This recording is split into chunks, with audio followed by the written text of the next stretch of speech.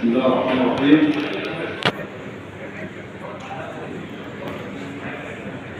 معالي الأستاذ الدكتور صبحي شرف، نائب رئيس الجامعة لشؤون خدمة المجتمع والتنمية البيئية.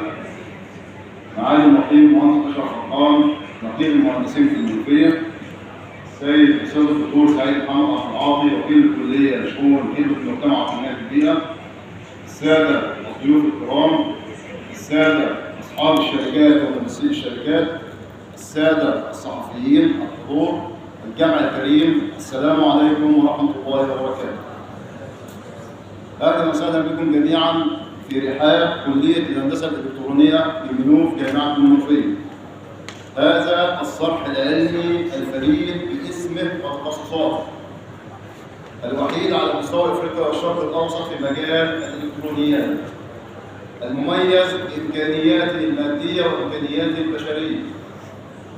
تتضمن الكليه على سبيل المثال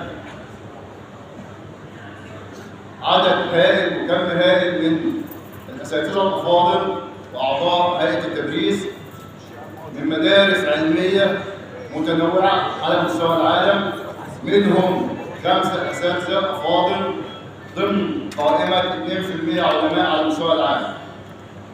تتميز الكليه بالعديد من المميزات لا مجال لحصرها الان ولكن نذكر بعضها. تتميز الكليه بالكم الهائل من الانتاج البحثي كل عام. تتميز الكليه بكفاءه وجوده خريج الكليه، فالعديد من خريجي الكليه حاليا مطلق بالمناصب سواء علميه او مناصب في مؤسسات مختلفه صناعيه.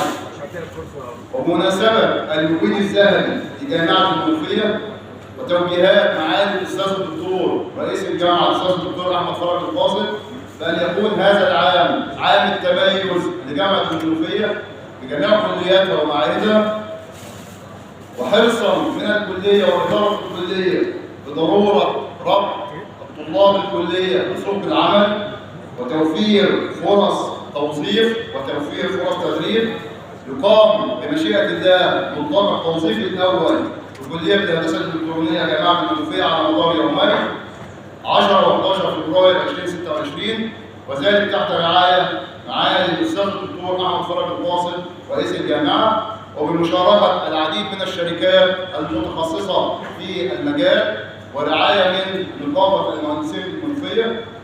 ويهدف الملتقى الى ربط طلاب الكليه بسوق العمل، توفير فرص لخريج الكليه، توفير فرص تدريب لطلاب الكليه. وايضا خلال هذا الملتقى سيكون هناك ندوات علميه حول احدث التقنيات في مجال التخصص، هيكون عروض من الشركات المشاركه. ايضا خلال الملتقى سيكون هناك بعض المعارض للشركات المشاركه في الملتقى. في الختام اتقدم خالص الشكر والتقدير لكل من ساهم وشارك في الملتقى وجميع الحضور، كما اتقدم بالشكر للدكتور اسامه عماره وفريق العمل المشارك في اعداد الملتقى. نتمنى ان يكون ملتقى مثمر للجميع يستفيد منه الطالب، ربط ما بين الكليه وسوق العمل، وتكون بدايه عقد ملتقى توظيف سنوي في كليه الهندسه الالكترونيه ان شاء الله. وكل عام وحضراتكم جميعا بخير، وندعو الله التوفيق والسداد، والسلام عليكم ورحمه الله.